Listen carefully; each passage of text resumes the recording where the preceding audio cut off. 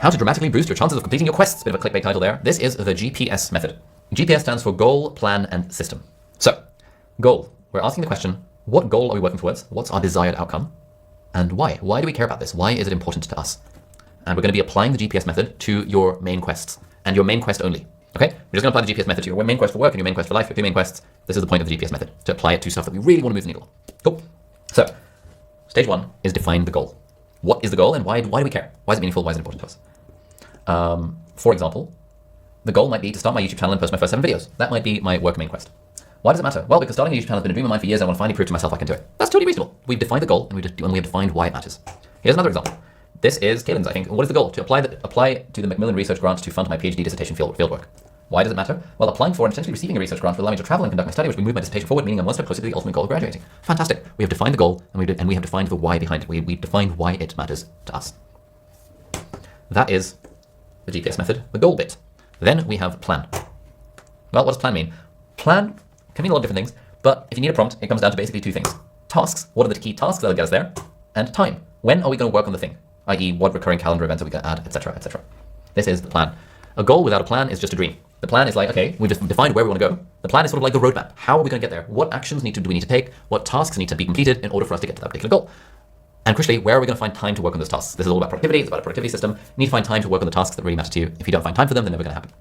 So for example, the goal might be run my first half marathon. Sure. The task might be a progressive training schedule building to race day. You can find an app that teaches you how to build a progressive racing schedule. And time might be, I'll schedule training days on Monday, Tuesday, Thursday, and Saturday with rest days on Wednesday, Friday, and Sunday. For example, right? It's not like a hard and fast template that you absolutely have to follow. Some people like to define the plans in different ways, but people ask for examples. We're giving you loads of examples and lots of prompts. But of course, if you have your own way of defining a goal and a plan and a system, by all means, you can do you. Example number 2, launch my website editing business. Tasks, reach out to friends and mutuals looking for website assistance. 2, create a landing page and newsletter. 3, advertise services on social media 4 days a week. Time, I will dedicate a 1-hour block per day to create content to promote the business and a 3-hour block every Wednesday to work on client sites or build portfolio websites for promotional material. That might be also a very reasonable thing to do as part of our GPS system for getting to the goal of launch my website editing business. So we have goal and we have plan. And then the final component of GPS is system. And the system is, so goal is like, what are we trying to do? Plan is how we're going to do it. And system is, how are we going to make sure we stick to the plan, right? This is where the whole thing around James Clear writes about this. He says, don't worry about the goal, focus on the system. The athlete that focuses on their systems is going to make way more progress than the athlete that just sort of dreams about their goals. That is true, and I completely agree with that, but you kind of have to define a goal before you can figure out what plan and what system will help you actually stick to that. So there are 3 components of system that I generally recommend. Number 1 is reminders. How will we strategically remind ourselves to continue working towards the goal? Because you'll be surprised. Right now, you're like, man, got my work main quest, got my life main quest, but if you forget to do your morning manifesto and you forget to do your weekly reviews, it is very unlikely that you will remember 2 weeks from now what your main quest even was, because we suck at remembering the things that are important to us unless they're directly in front of our faces. And mostly goals are not directly in front of our face, unless we make them directly in front of our faces by reminding ourselves through things like the morning manifesto and calendar events and a weekly review and putting a poster on the wall that says, remember, we're working towards this thing, or having a vision board as part of your desktop wallpaper. All of these things are strategic reminders of what's important to us. Tracking. How will we track our progress towards the goal? If you really care about a goal, then you should care about tracking your progress towards it. Because a bunch of evidence, I talked about it in a YouTube video a few videos ago, there's a bunch of evidence that shows that people who track their progress towards anything at all are way more likely to actually accomplish that thing that they're trying to do.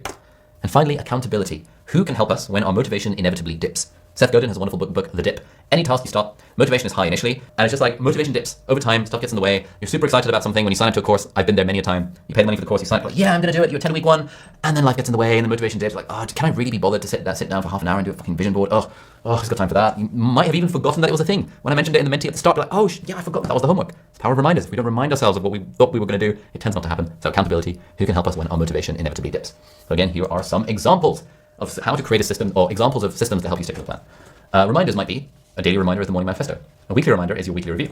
Calendar notifications, when, I have calendar notifications set up for date nights, for example. That is like a reminder that, oh crap, I've got 10 minutes until date night. Let me make sure I book a restaurant so that my wife thinks I put in more thought and effort into booking this date night than 10 minutes before. Because, she doesn't need to know that I only booked the restaurant 10 minutes before if I haven't already booked it. You know that idea? Whereas, that's the point of the calendar notification.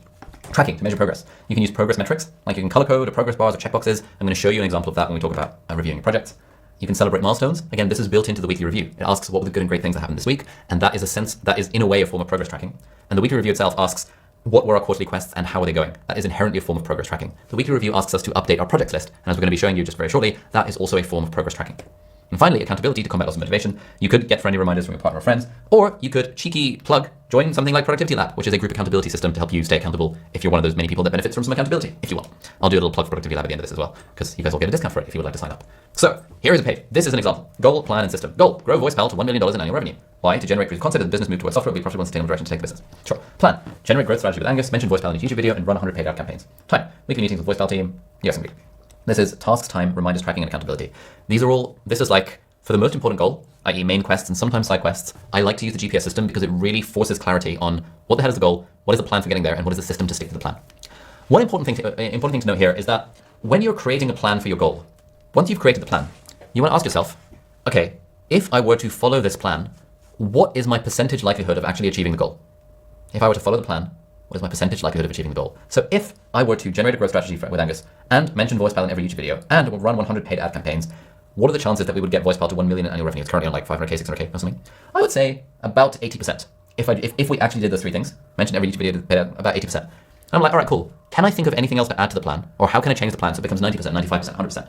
And I might add, create affiliate program and reach out to 500 affiliates. If we create an affiliate program and reach out to 500 affiliates, I would put our chances of hitting the goal at 95%. Okay, cool. So that's how I refine my plan. Again, for the goals that are really important, i.e. the quests, the main quests for the most part, and maybe some of the side quests, you want to run through this process to make sure that you're actually following the most sensible plan to get you to your goal. All right? We're following a sensible plan to get to the goal. Nice. Next example, submit completed chapter for PhD dissertation. Why? To move one step closer to completing my PhD, which will feel like a massive accomplishment, and it would be, Caleb. Tasks, number 1, submit literature review, draft 20 pages, complete draft, and revise draft. So I'd be asking, as if I were a PhD student, if I did those 4 things, I submitted my review, I drafted 20 pages, I completed the draft, and I revised the draft. If I did those 4 things, what are my chances of submitting a completed chapter? Well, basically 100%, right? My plan has 100%. Like if I actually just did those 4 things, of course I'm going to hit the goal. Fantastic. Time, I'm going to do a writing sprint session every weekday from 5 to 8 p.m., etc., etc. So you can create like milestones or a schedule or whatever for the plan. And then system is reminders, tracking, and accountability. I'm going to remind myself with morning manifesto and weekly review to maintain progress. I'm going to have a daily alarm on my phone at 5 p.m. to switch off work and focus on my dissertation. Makes sense? I'm going to track using a writing tracker to track my word count. And I'm going to stay accountable by sending an email to my PhD supervisor every other week, whatever that might be. This is another example. Goal, apply for specialty training in emergency medicine. Why? Well, because it will move my career forward. So these are my tasks. Update my CV, update my logbook, draft the application, and send it to clinical supervisor for feedback. Time, when I'm going to make the time to do this, 2 hours after work every Wednesday during a focus lab, which I'm going to join because why not? Reminders, I've got my morning manifesto and weekly review. You'll see a theme here. You'll see that in many ways, the point of the morning manifesto is to remind ourselves what were the goals that were important to us and to define a priority. The point of the weekly review is to remind ourselves what were the goals that we said were important to us and set weekly priorities. That is basically the point of those 2 different components of the system. They are just strategic reminders, but we need those strategic reminders. So based on the GPS system, and there's more details in the Google template, we are going to take 4 minutes to define or update your main quests based on the GPS system.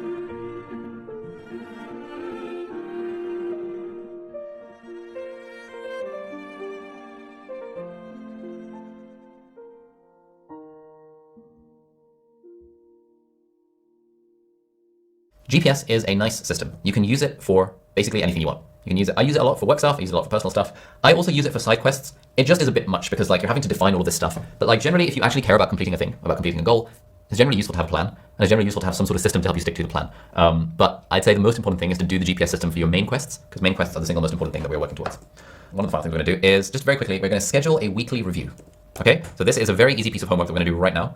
As a reminder, this is what the weekly review was, but it's also in the Goalkeeper template. And what I would request you do is right now, you open up your calendar and you add a calendar reminder each week with a dedicated time for your weekly review.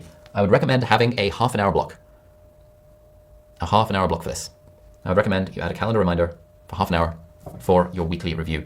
If you are a member of Productivity Lab, then you can already, then we have various weekly review times on a Friday and on a Sunday at different times for different people in different time zones, and you can just join one of those sessions. The one that works best for me, I think, is like 5 p.m. on a Sunday evening, which works very nicely. I can't attend this week because I'm going to be on a random island in Hong Kong with some friends, but that's usually the time that I like to do my weekly review. But if you're not a member of Productivity Lab and you would like to not join and you want to do your weekly review by yourself, then by all means put a time in your calendar where it makes sense. Most people like to do it on a Sunday. The second most popular time slot is Friday. Very occasionally people like it on Monday as well. I think some Americans start the week technically, like think of their week as like starting on Monday. Sorry, starting on a Sunday, and so they do it on Saturday. You know, it's something kind of weird. Basically, once a week, recurring calendar event where you do weekly review, just as a reminder for that to happen. And the Goalkeeper template that we have linked to you all as well gives you what my questions are for the weekly review. And of course, it's a living, breathing document that you can then update as you like. The final thing we're going to go over is this final thing around organizing projects and tasks. And the goal is to give you a system for organizing and tracking all of your ongoing projects and tasks, which you regularly review and update to prevent anything from falling through the cracks. So we've got these different projects, and we have defined some of them as quests, or rather, we have defined one main quest and up to 3 side quests for our work and for our life. And then we still probably have a bunch of these different projects that we've got to work towards, because we've got these for work and for life, as we showed earlier. The key thing to remember as part of this thing is that there is a clear hierarchy of prioritization. The main quest is the most important thing. The side quests are second most important, and then all the other projects are less important than the other 2 things.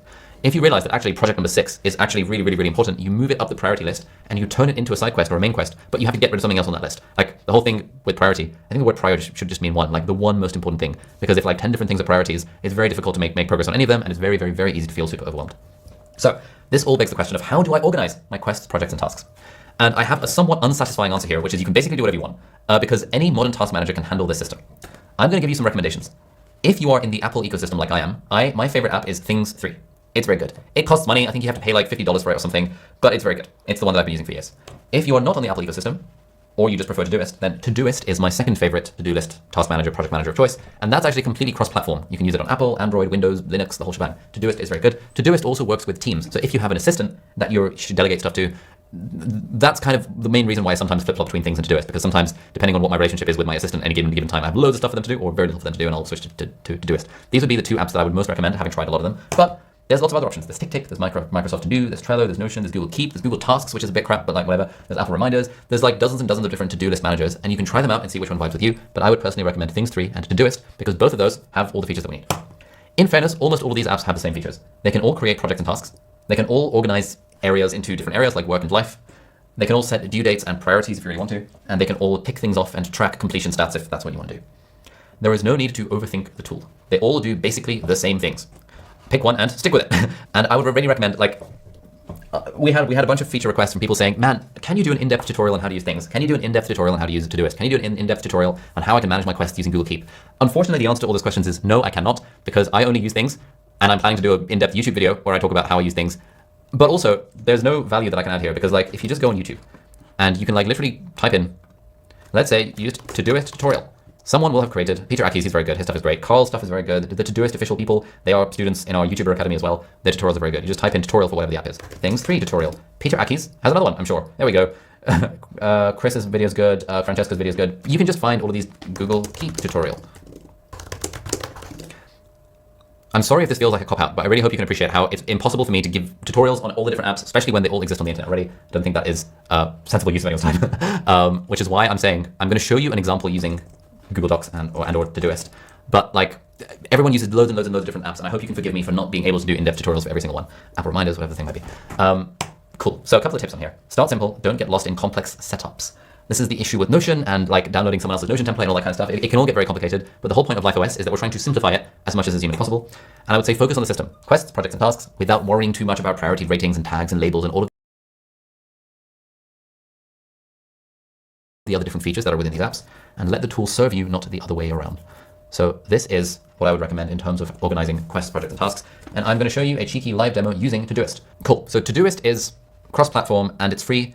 If you want to have more than 5 projects, you have to pay £5 a month, or like $4 a month, something like that. It's totally worth it. Every to-do list app is basically just tasks and projects, or tasks and lists. Pay mortgage, that's a task there. How about pay bills? Another task there. How about book date night? Another task there. How about wash the dishes? Okay. Get flowers for wife. Change oil in car. Compare house prices. Okay, cool. These are just random tasks. Now, in most of these apps, you can create projects. So I'm going to add a project. Now, this is crucial. My work main quest is make Life OS a banger. And I'm going to give it an emoji because I like to give these things an emoji. I am also, crucially, I'm going to give it the number 1 emoji. The number 1 emoji is how I denote that this is the primary main quest. It is my number 1. I'm going to give it a nice color like teal, and I'm going to add it to my favorites, and boom. I have just added a project. 1 rocket make Life OS a banger. I'm going to add another project. My life main project is martial arts setup. And I'm going to emoji there, and I'm going to add a 1 here, because this is my work main quest, which is why I'm using the 1 emoji. This, I think, is a good system for categorization. I'm going to add another project, and I'm going to give this the 2 emoji, because this is a side quest, and I'm going to use the icon of art, because this is Ali's art adventure. This is me trying to get good at art. I'm going to create another project. Whoops. I'm going to create another project. Let me consult my things where I actually have this. Baby supplies. This is a project. Whoops. Baby supplies, because we have a baby due in a couple of months, and I need to buy some random supplies for the baby. And let's call this 3. Priority number 3 after my art adventure. Cool, whatever. Oh man, this is not the premium account. That's kind of annoying. Within Todoist, the way you do areas, I think you can do it like this. This is why I generally prefer things, because so you can have like these sort of blank projects where I can create like an empty project that says ... work that lets me just sort of categorize things into like work and life. This is kind of why I like things. I'm going to share screen and show you exactly what things looks like as well, just so you can see what the setup looks like. This is what my things look like. You can see in life, I've got martial arts, Operation Don't Die, Ali's Art Adventure, Baby Supplies, Sort Hong Kong Visa, Notion Page, Protein Shake Recipe, this, that, the other, Call My Grandma. I have a reminder to get flowers for the wife every other week, and stuff. You'll also note that each of these projects has a little emoji, traffic light emoji. This is one of the most underrated things that you can ever do with your project list. Part of my thing when I do my weekly review is I update the emoji on each of these projects. So green means it's on track, which is why the martial arts setup is green, because I've actually booked my sessions and I've got the next one tomorrow and the next one Monday. So green means this is on track. Yellow means this is off track, but I've got a plan. Yellow is off track with a plan. Red is off track and I don't yet have a plan. So Operation Don't Die and Baby Supplies don't currently have a sensible plan in place, which is why I've defined them as red. And blue is it's on ice. This is more relevant for this one, i.e. I'm waiting on someone else, or for whatever reason, this thing is paused for the time being, right? So blue means it's on ice. If there's one thing, honestly, if there's one thing you take away from this, like I know a lot of you already have your own productivity systems, but from having looked at lots of people's productivity systems, I think the one thing that's often missing is that there's no form of progress tracking. That's why I think the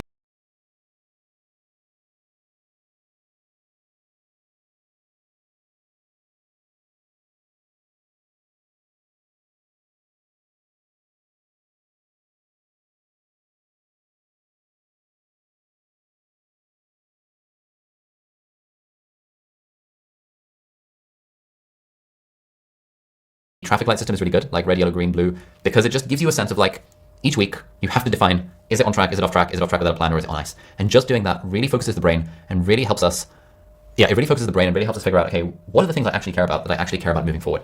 Because if you have a quest that's on your list, that's your most important quest, and for like 2 weeks in a row it's kind of red, that'll make you feel bad. It'll make you feel like, oh damn, I really should make some progress on this thing. And it's that strategic reminder that encourages us to actually make progress on this stuff. So that's just a little bit of a very quick overview of how you can create projects and tasks using Todoist. Again, apologies that I cannot give an in-depth tutorial about every single app that's out there, but hopefully if you follow the system, i.e. quests, the main quest is the single most important thing. The side quests are items 2, 3, and 4 on the list, and everything else is just a project, and then you have tasks within the projects. Within your morning manifesto, there's a review built in, and within your weekly review, there is a review built into this, so that hopefully you can build in project and task management into your own system for whatever app you decide to use. So really the final message is that your quarterly quests are the bridge between your vision and the actions required to get you there. The point of Life Compass and Future Sketch is to help us define our quarterly quests. That's how we make sure we're going in the right direction. And then the point of focused hours, productive days, and balanced weeks is that that's actually the action that we're taking in the direction of our most important things. That brings us to the end of this session. A couple of different takeaways. So firstly, I would recommend creating your ideal week calendar, which acts as a blueprint for planning your balanced weeks. Secondly, I would really recommend doing a weekly review. Most of you are not doing this already. We have it as part of Productivity Lab if you'd like to join. Of course, you can do it yourself if you would like to. And thirdly, I would recommend defining your quarterly quests using the GPS method. Goal, plan, system. Define a goal, make a plan, and an action system to put it into action. So in week 1, we did Life Compass and we did focused hours. In week 2, we did Future Sketch and we did productive days. And in week 3, this week, we've done balanced weeks and quarterly quests. These are the 6 components of Life OS. The homework for next week is please share your quarterly quests and side quests. Spend 30 to 60 minutes defining a quarterly quest using the GPS method and assign 1 to 3 side quests for Q1. When it's ready, feel free to share them on Circle because we would love to see them and keep the community going. I'm going to do a little bit of a plug for Productivity Lab before I announce something else. You might benefit from an accountability system. So Life OS gives you an operating system that basically helps you figure out what the goals are in terms of like vision piece and what actions to take to actually stay on track. Now, for a lot of people, that's totally fine. That's all they need. In the same way that I kind of think of Life OS as being, it sort of gives you a workout plan. It helps you figure out, okay, what are your health goals, and what actions do you need to take when you're at the gym or running or going to do cardio, whatever the thing is. What actions do you need to take to get to your particular goals? That's all well and good. But for some of us, we really benefit from some sort of accountability system to actually help us take action on those specific goals. You've got an operating system and you have an accountability system. An operating system helps you figure out what to do, and the accountability system helps you actually do it. If you are self-motivated all the time, amazing, you don't need an accountability system. There are people out there who just go to the gym day in, day out, and they're just doing it themselves. I really struggle to do that myself, which is why I like an accountability system for the gym, which is exercise classes and a personal trainer. A personal trainer is a one-on-one accountability system, and exercise classes are a group accountability system. Productivity Lab is kind of like that. It is an accountability system in the format of a group. You could get a one-on-one accountability system. We don't offer that as a service. There is a company called Commit Action. Do we have an affiliate link? I think we do. We'll dig out an affiliate link. They're run by a friend of mine, Peter. They're amazing. They cost $600 a month, and they give you a one-on-one accountability coach, and it's mostly aimed at entrepreneurs and executives. So if you have loads of money and you want to pay $600 for a one-on-one accountability service, it's really good. I used it for about 6 months. I found it very valuable. These days, I have an executive coach. It's basically a one-on-one accountability system. It costs me £5,000 GBP every month to basically have a one-on-one accountability coach. What we've tried to do with Productivity Lab is create the accountability system just way cheaper. So we have focus labs, which are Zoom co-working sessions to help you take action. We've got testimonials from people in the last couple of weeks saying they got loads of value from it. I showed you the example last week of Brian, who rebuilt his career with Focus Labs, apparently. We have weekly reviews where our coaches facilitate a weekly review every single week across multiple time zones on a Friday and a Sunday. So if you can just sit down and do a weekly review by yourself, that's fine. But if you like being in a Zoom call kind of like this, where other people are also doing theirs, you can join the weekly review sessions. And we are starting small group accountability pods. These are going to be completely free for members of Productivity Lab. And they are small groups of members, where we're going to try and match you with people who have similar goals and are in a similar time zone to help you track your progress and celebrate your wins. It'll be groups of 8 to 10 based on similar goals. So if we have loads of people wanting to start businesses, we'll try our best to put them together based on time zones and stuff. There is a 12-week commitment per pod. We ask that if you join a pod, you stick to it for a whole quarter because, when people stick to it, that's where value comes from. And you can stay for multiple quarters or you can switch pods. The choice is completely yours. And this is totally free for members of Productivity Lab. And you'll have weekly progress updates and check-ins with a dedicated productivity coach as part of this small group. The goal of all of this stuff is we get so many people who take our courses but really struggle to take action. And that's where being part of Productivity Lab helps you take action if you can benefit from accountability. So that's what it is. There's a QR code with a discount if you're one of the people who are not yet part of Productivity Lab. So for the next week, you've got homework. You've got the homework to do your ideal week calendar, and to share it in Circle, and you've got homework to define your main quests and your side quests. All there is left to say then is a big thank you to everyone for joining this live cohort. We would love it if you enjoyed it. If you could leave us a review, if you haven't already, there is a QR code and a link that we'll put in the chat to leave us a testimonial or a review. We have now gone through all the aspects of Life OS, the 2 pillars of vision and action, and the 6 components: Life Compass, Future Sketch, quarterly quests, and focus hours, productive days, balanced weeks. 100% guarantee if you just take those 6 components. They're fairly straightforward. We've tried to simplify them as much as possible, but apply those to your own life in whatever works for you. And even if you just take a few components, even if each day you just define what's your most important priority and you do it, even if each week you spend just 5 minutes defining your priorities for the next week, even if you spend just 10 minutes asking these big picture life compassy questions about where you want your life to go or what kind of eulogy you'd like given for you. All of that stuff can make such a huge difference to your life. This is the stuff that's made an enormous impact on my life. It's really helped boost my productivity. It really helped back when I was a doctor, helping me find the time to build my business and YouTube channel. And now I can basically do what I want. And I do stuff like this just because it's fun, because good vibes. And I'm thinking maybe one of a future book will be based around the kind of Life OS, the system. So a big thank you everyone for giving feedback as well. Your feedback is super helpful. And like I mentioned, you will have lifetime access to the entire course and all future updates. So a big thank you for joining us for it. I'm going to end it with leaving you with this little QR code. If you wouldn't mind leaving us a testimonial or a review, that is very helpful because then we can plaster them on our website. And it's helpful just to make me feel good and to make the team feel good as well. Big thank you as well to the team for making this happen. Alrighty, have a lovely day. Bye.